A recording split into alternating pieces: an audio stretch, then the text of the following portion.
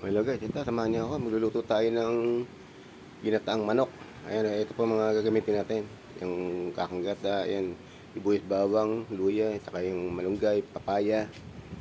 Yan po gagamitin natin, saka yung konting manok. Ayan, gigisa na po tayo ng bawang. Ba't pala palagi unang bawang na. Ayan, tignan natin yung luya. Pabango po kasi yung bawang pag nauuna sa panggisa.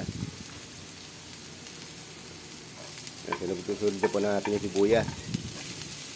Isasarato na po yung sili. Isa lang po. Okay na po yan. Para di po masyado manghang. Para pang mga bata pwede po makakain. Sunod po natin yung, yung konting manok. Konti lang po yan. Medyo natutuyo na po siya. Nalagyan na po natin siya ng ng ibang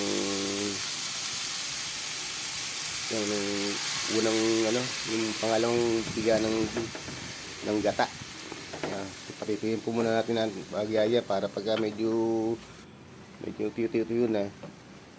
Lalagyan pa natin ng konting yung mga ibang sahog. Yan, mga papaya. Papaya maniba lang po yan. Manamis-namis po sa baon yan pagka po naluto. Yan.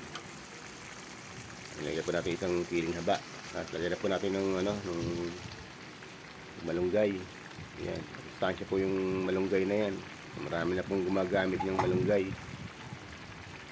Kahit sa mga tinapay, ginagamit na rin po panghalo sa mga tinapay yung malunggay. Kaya pang-sustansya po. Yan. Lagyan na po natin yung kakanggata. Kakanggata yan. Malapit na po tayo matapos. Malapit na tayo makaluto ng ginataang manok na merong papaya at malunggay. Ayan po. Malapit na po tayo matapos. Maraming salamat mga kapanood. Luto po tayo ng ginataang manok na may papaya at daon ng malunggay. Salamat po.